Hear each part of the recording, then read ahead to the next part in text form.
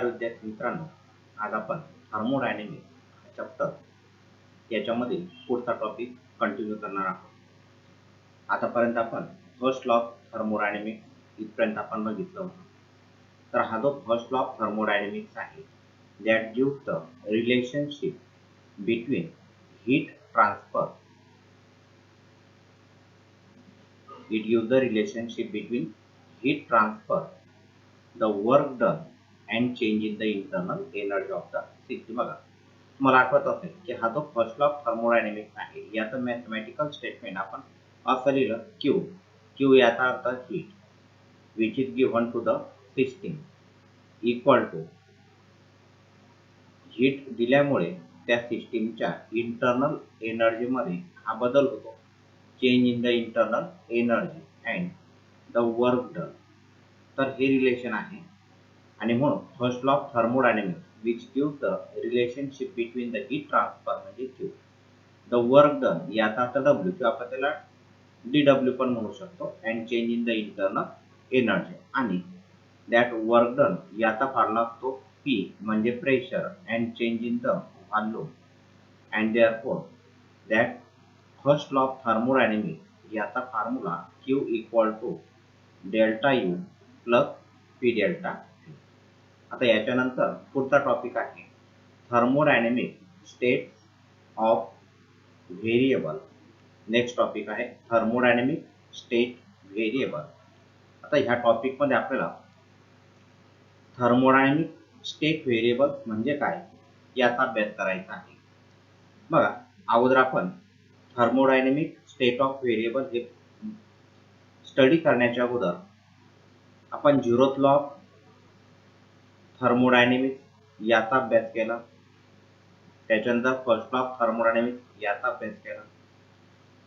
तर थर्मोडायनेमिक्स याच्यामध्ये फक्त आपण टेम्परेचरचाच अभ्यास करतो असं नाही। That thermodynamics is not the study of change in temperature of the system. मात्र याच्यामध्ये अजून आपल्याला टेम्परेचरच्या व्यतिरिक्त दुसरे व्हेरिएबल याचा अर्थ बदलणार आहे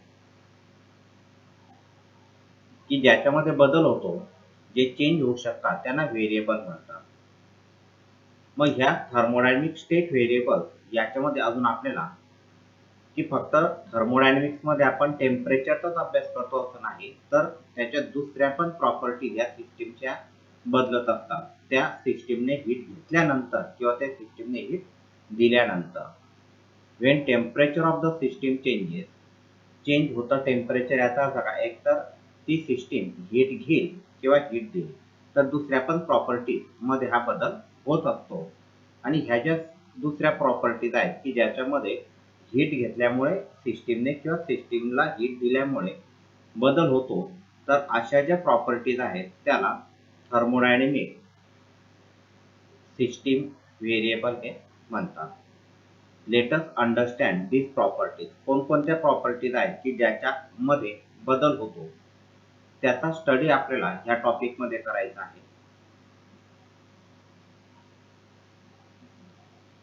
प्रॉपर्टी ऑफ अ सिस्टीम और अ सिस्टीम व्हेरिएबल। आता बघा परत एक वेळेला रिपीट करू आपण की ज्यावेळेला सिस्टीमने हीट घेतली किंवा सिस्टीमने हीट दिली तर फक्त टेम्परेचर मध्येच बदल होतो असं नाही, तर त्या सिस्टीमच्या दुसऱ्या पण प्रॉपर्टीज याच्यामध्ये हा बदल होतो। आता ह्याच्या प्रॉपर्टीज की ज्यांच्यामध्ये बदल होत असतो तर ह्या प्रॉपर्टीज ह्या मेजरेबल असतात किंवा ज्या आपल्याला ऑब्झर्वेबल ह्या असतात। आणि म्हणून it is any measurable or observable characteristics or a property of a system when system remains in equilibrium। property of a system किंवा system variable याचा अर्थ काय, it is any measurable म्हणजे अशी प्रॉपर्टी की जिला आपण मोजू शकतो, or observable characteristic की जो गुणधर्म त्या सिस्टीमच्या मध्ये बदल होतो तो आपण निरीक्षण करू शकतो, ऑब्झर्व त्याला आपण करू शकतो, ऑब्झर्वेबल कॅरेक्टरिस्टिक असते। और property of a system when system remains in equilibrium, ज्यावेळेला सिस्टीम ही इक्विलिब्रियम मध्ये असते, तर सिस्टीम इक्विलिब्रियम मध्ये असताना त्या सिस्टीमची प्रॉपर्टी की जी आपण मोजू शकतो किंवा त्याचं आपण निरीक्षण करू शकतो त्याला प्रॉपर्टी ऑफ अ सिस्टीम म्हणतात. अ प्रॉपर्टी ऑफ सिस्टीम याला दुसरं नाव आहे that property of system is also called as the state variable, पण त्याला आपण इथं म्हणू शकतो. म्हणजे दोन नाव आहेत बघा, प्रॉपर्टी ऑफ सिस्टीम म्हणतात किंवा सिस्टीम व्हेरिएबल त्याला हे म्हणतात. We will use the term variable to describe the characteristics of system. म्हणजे सिस्टीमच्या कॅरेक्टरिस्टिक्स डिस्क्राईब करण्यासाठी प्रॉपर्टी ऑफ सिस्टीम याचा आपण हा उपयोग करत आहोत. मग कोणकोणत्या आहेत ह्या ठिकाणी प्रॉपर्टी ऑफ सिस्टीम? तर प्रॉपर्टी ऑफ सिस्टीम ह्या pressure, volume, temperature, density and mass of a system are some of the variables that are used to describe a system. Pressure, volume, temperature, density and mass. These are the variables किंवा ज्यांना आपण property of system म्हणू शकतो की ज्याच्या सहाय्याने त्या सिस्टीमला आपल्याला डिस्क्राईब करता येते. These are the measurable properties and are called macroscopic. Macroscopic म्हणजे की जे लार्ज स्केल मध्ये असते, की ज्याचं आपण निरीक्षण करू शकतो, की ज्यांना आपण मोजू शकतो, त्यांना आपण मॅक्रोस्कोपिक म्हणतो. मायक्रोस्कोपिक याचा अर्थ काय? मायक्रो आणि मॅक्रो अशा दोन टर्म्स असतात. मायक्रो म्हणजे ज्याला आपण ऑब्झर्व करू शकत नाही आणि मॅक्रो याचा अर्थ काय? की ज्याचं आपण निरीक्षण करू शकतो, की ज्याचं आपण ऑब्झर्वेशन करू शकतो. तर फक्त हा टॉपिक याच्यामध्ये pressure, volume, temperature, density and mass, these are the property of a system or system variable. Now आता ह्या सिस्टीम व्हेरिएबल किंवा प्रॉपर्टी ऑफ सिस्टीम याचे दोन टाइप्स पडतात. There are the two types of this property of system or system variable. Two types of system variable. याच्यापैकी हे जे दोन types आहेत, that first type is called as the intensive variable and second is the extensive variable.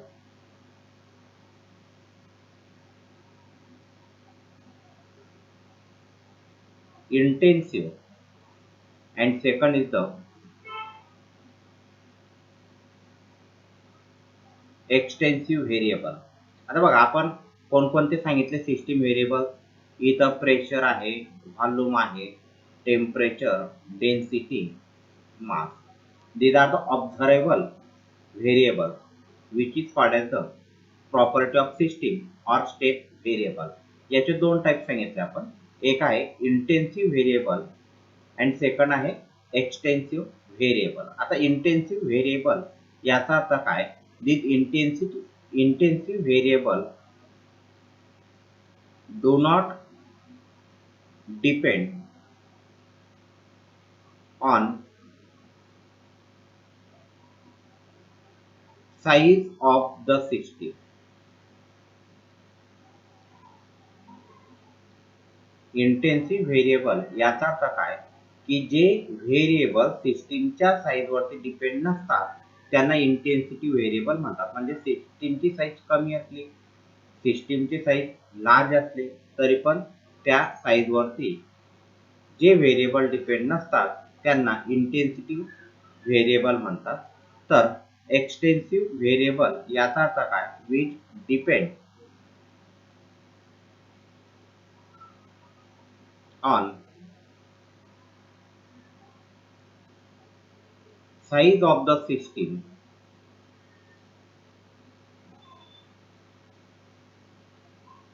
is called as the extensive variable. जे सिस्टीमच्या साईजवरती depend असतात ते extensive झाले, जे सिस्टीमच्या साईजवरती डिपेंड नसतात ते इंटेन्सिव्ह व्हेरिएबल्स आहेत. आता इंटेन्सिव्ह व्हेरिएबल याचे example pressure, temperature, density. Pressure, temperature and density These are the intensive variable.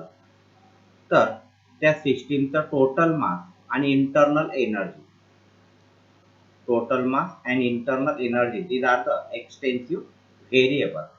आता बघा, इंटेन्सिव्ह आणि एक्सटेन्सिव्ह व्हेरिएबल हे आपण कसे रिप्रेझेंट करणार. इथं आपण असे कन्सिडर करू, एक सिस्टीम आहे. Consider this is the system. System म्हणजे आपण थर्मोडायनेमिक सिस्टीम हे कन्सिडर करणार आहे. And now suppose that this system is divided into two equal compartment.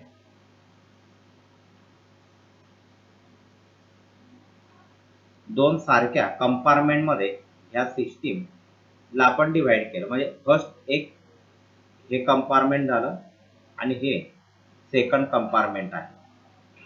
When this system is divided into two equal compartment, then each half of the original volume, म्हणजे जो original volume होता याचे दोन समान भाग झाले. म्हणजे हा व्हॉल्यूम V/2 असेल आणि उरलेला व्हॉल्यूम हा V/2 असेल, ओरिजिनल व्हॉल्यूम. मग ओरिजिनल व्हॉल्यूमचे दोन समान भाग झाल्यानंतर प्रेशर, टेम्परेचर आणि डेन्सिटी हे दोघंही सारखे असतील दोघा कंपार्टमेंट मध्ये. म्हणजे हा जो फर्स्ट कंपार्टमेंट आहे, या फर्स्ट कंपार्टमेंट मधील प्रेशर, टेम्परेचर अँड डेन्सिटी आणि सेकंड कंपार्टमेंट मध्ये सुद्धा प्रेशर, टेम्परेचर अँड डेन्सिटी हे दोघे सारखे असतील. मात्र the total mass and internal energy of the system are equally. बघा, इथं जे सांगितलं आपण, pressure, temperature and density are the same in both compartment. These are the intensive variable. हे इंटेन्सिटी व्हेरिएबल आहे. And the total mass and the internal energy of the system are equally divided into two compartments. Total mass म्हणजे दोन समान भाग झाले आणि internal energy, अर्धी energy इकडे आली आणि अर्धी एनर्जी सेकंड पार्ट मध्ये जाईल. These are the extensive variable of the system. आता हा जो टॉपिक आहे, या टॉपिक मध्ये फक्त हे लक्ष ठेवायचं की इंटेन्सिव्ह आणि एक्सटेन्सिव्ह असे दोन टाईप पडतात या व्हेरिएबलचे. नंतर पुढचा टॉपिक आहे थर्मोडायनेमिक इक्विलिब्रियम. आता थर्मोडायनेमिक इक्विलिब्रियम, आता अगोदर याच्या अगोदर आपण थर्मल इक्विलिब्रियम बघितलं होतं फक्त. आता याच्यामध्ये थर्मोडायनेमिक इक्विलिब्रियम बघायचं आहे.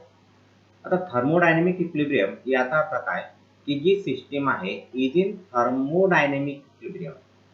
सिस्टीम थर्मोडायनेमिक इक्विलिब्रियम मध्ये केव्हा असेल की ज्यावेळेला ती सिस्टीम या तीन इक्विलिब्रियम मध्ये असते. फर्स्ट इक्विलिब्रियम मेकॅनिकल इक्विलिब्रियम मध्ये असेल, सेकंड केमिकल इक्विलिब्रियम मध्ये असेल आणि थर्ड थर्मल इक्विलिब्रियम मध्ये असेल. ज्यावेळेला ती सिस्टीम तिघही इक्विलिब्रियम मध्ये असते, फर्स्ट सांगितलं मेकॅनिकल इक्विलिब्रियम मध्ये असेल, सेकंड केमिकल इक्विलिब्रियम मध्ये असेल आणि थर्ड थर्मोडायनेमिक इक्विलिब्रियम मध्ये असेल. जर सिस्टीम तिघही इक्विलिब्रियम मध्ये जर असेल तर त्यावेळेला ती सिस्टीम थर्मोडायनेमिक इक्विलिब्रियम मध्ये आहे असं म्हणायचं. आता एक एक इक्विलिब्रियम आपण इथे बघतो. First equilibrium that is the mechanical equilibrium. आता मेकॅनिकल इक्विलिब्रियम म्हणजे काय की समजा इथं आपण ही एक सिस्टीम कन्सिडर करू. Consider a system. ही एक सिस्टीम आपण इथं कन्सिडर केली.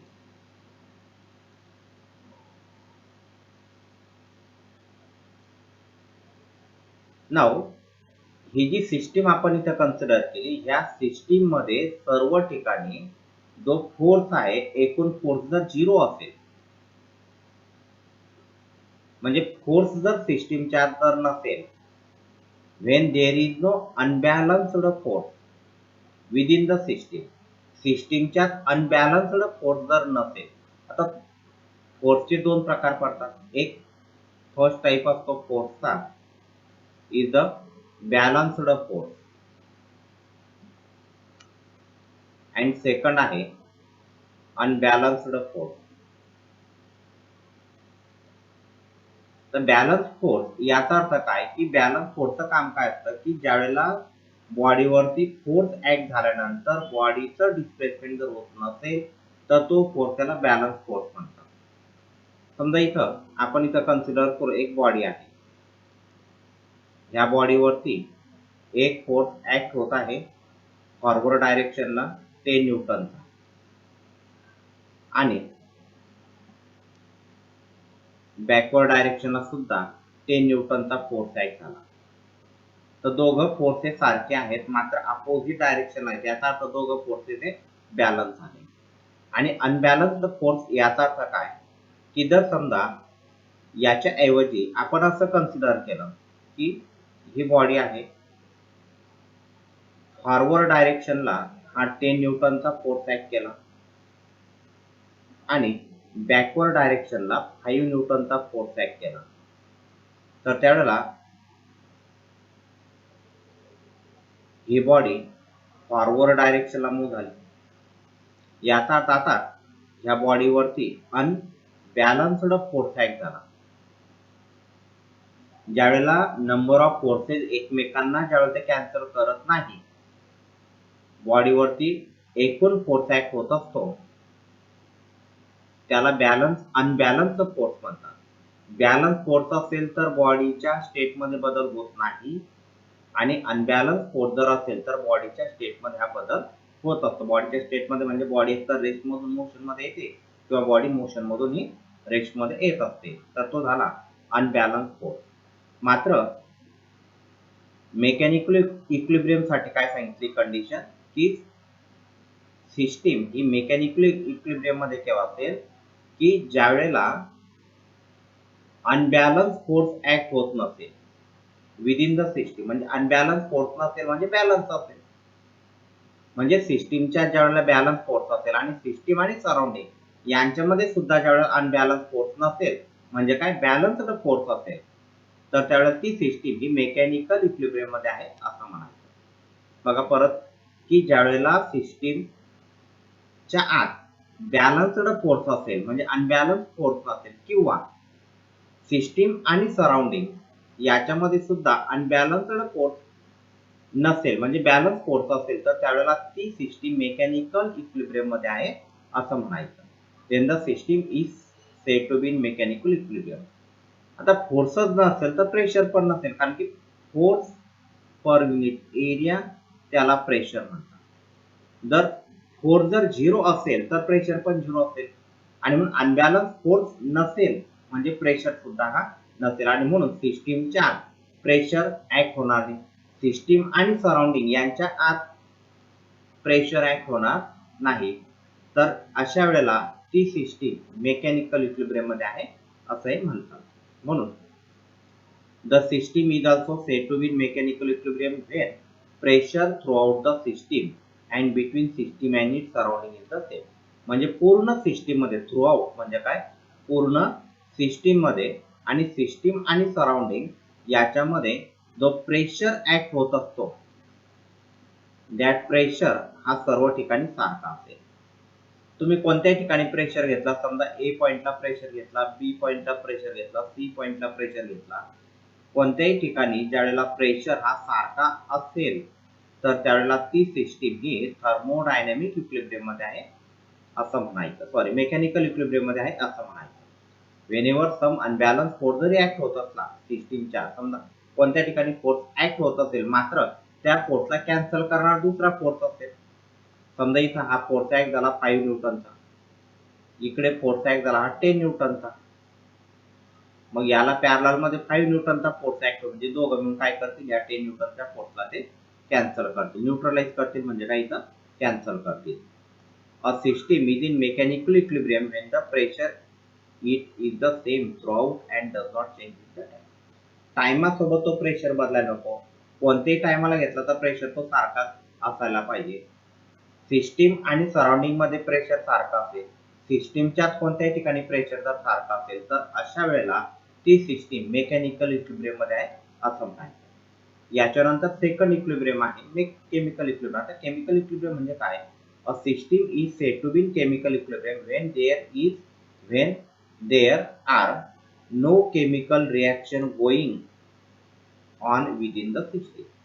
सिस्टीमच्या कोणत्याही प्रकारचे केमिकल रिएक्शन होत नसेल किंवा there is no transfer of matter from one part of system to the other due to the diffusion. किंवा सिस्टीमच्या एका पार्ट मधलं मॅटर सिस्टीमच्या दुसऱ्या पार्ट मध्ये जात नसेल डिफ्युजन प्रोसेस मुळे, तर त्यावेळेला ती सिस्टीम ही केमिकल इक्विलिब्रियम मध्ये आहे असं म्हणायचं.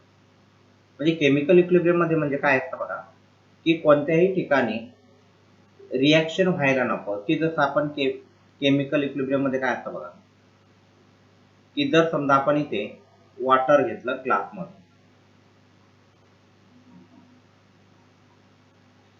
Consider in glass water is a taken, आणि ह्या वॉटर मध्ये समजा आपण ह्या वॉटर सोबत डिफ्यूज होणारा एखादा लिक्विड टाकलेला असेल, समजा या वॉटर मध्ये की मिक्स होणारा, चांगल्या पद्धतीने मिक्स होणारा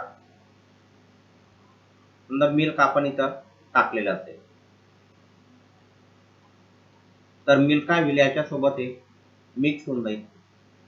म्हणजे याच्यामध्ये काय एक प्रकारची रिॲक्शन घडली, दोघांनी एकमेकांना अट्रॅक्ट केलं, म्हणजे याच्यामध्ये रिॲक्शन झाली, केमिकल रिॲक्शन झालेली असेल. त्याच्यामुळे काय होईल, ती सिस्टीम केमिकल इक्विलिब्रियम मध्ये नाहीये. रिॲक्शन व्हायला नको, महत्वाचा काय, रिॲक्शन याच्यामध्ये व्हायला नकोय. किंवा सिस्टीमच्या एका पार्ट मधील मॅटर डिफ्युजन प्रोसेसमुळे दुसऱ्या पार्ट मध्ये सिस्टीमच्या जायला नकोय. असं जर असलं तर ती सिस्टीम केमिकल इक्विलिब्रियम मध्ये आहे असं म्हणायचं. A system is in chemical equilibrium when its chemical composition is the same throughout. सर्व ठिकाणी केमिकल कंपोजिशन सारखं असेल, chemical composition is the same throughout and does not change with the time. आणि टाइमासोबत केमिकल कंपोजिशन बदलायला नको. काय होईल बघा, सुरुवातीला आपण मिल्क मिक्स केल्यानंतर थोड्या टायमानंतर सर्व ठिकाणी काय होऊन जाईल, केमिकल कंपोजिशन सारखा झाला थोड्या टायमानंतर, आणि म्हणून आता ही सिस्टीम काय झाली, केमिकल इक्विलिब्रियम मध्ये असेल. मात्र सुरुवातीला काय होईल, आपण ते मिल्क ऍड केल्यानंतर पूर्ण वॉटर मध्ये स्प्रेड होत जाईल, सर्व ठिकाणी सारखं होत जाईल, म्हणजे केमिकल रिॲक्शन घडत आहे. थोड्या टायमानंतर पूर्ण कंपोजिशन सारखं झालं, म्हणजे आता ती काय झाली, सिस्टीम ही केमिकल इक्विलिब्रियम मध्ये आलेली असेल. आणि तिसरा टाइप आहे थर्मल इक्विलिब्रियम. आता थर्मल इक्विलिब्रियम त्याच्या नावामध्ये सांगितलं, थर्मल याचा earth it is related with the temperature. आता थर्मल इक्विलिब्रियम म्हणजे काय, की when the temperature of the system is the uniform. Uniform याचा अर्थ सारखा. ज्या वेळेला त्या सिस्टीमच्या सर्व ठिकाणी टेम्परेचर सारखं असेल आणि ते टेम्परेचर टायमासोबत ज्या वेळेला बदलत नसेल, तर त्यावेळेला ती सिस्टीम थर्मल इक्विलिब्रियम मध्ये आहे असं म्हणायचं. ज्यावेळेला सर्व ठिकाणी टेम्परेचर सिस्टीमचं सारखं असेल आणि टायमासोबत टेम्परेचर ज्यावेळेला बदलत नसेल, तर त्यावेळेला ती सिस्टीम ही थर्मल इक्विलिब्रियम मध्ये आहे असं म्हणायचं. आणि म्हणून इथं आपण पहा, फर्स्ट टाइप घेतला, that is the mechanical equilibrium.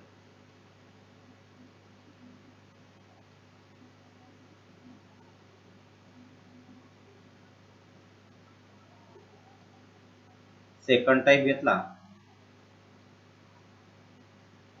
Chemical equilibrium.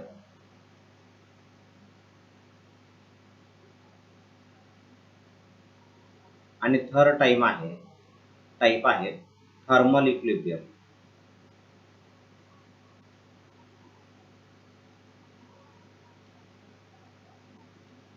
ज्या वेळेला ही सिस्टीम तिघही इक्विलिब्रियम मध्ये असते, तर त्यावेळेला ती सिस्टीम ही थर्मोडायनेमिक इक्विलिब्रियम मध्ये आहे असं म्हणायचं. थोडक्यात काय, की सिस्टीम थर्मोडायनेमिक इक्विलिब्रियम मध्ये आहे कसं ओळखायचं, पहिला पॉईंट, की सिस्टीमच्या आत कोणत्याही ठिकाणी टेम्परेचर सारखं पाहिजे, टायमासोबत बदलायला नको, म्हणजे ते झालं थर्मल इक्विलिब्रियम. सिस्टीमच्या कोणत्याही ठिकाणी केमिकल कंपोजिशन सारखं पाहिजे, सिस्टीमच्या एका पार्ट मधून दुसऱ्या पार्ट मध्ये मॅटर जायला नकोय, रिॲक्शन घडायला नको, म्हणजे ती झाली केमिकल इक्विलिब्रियम.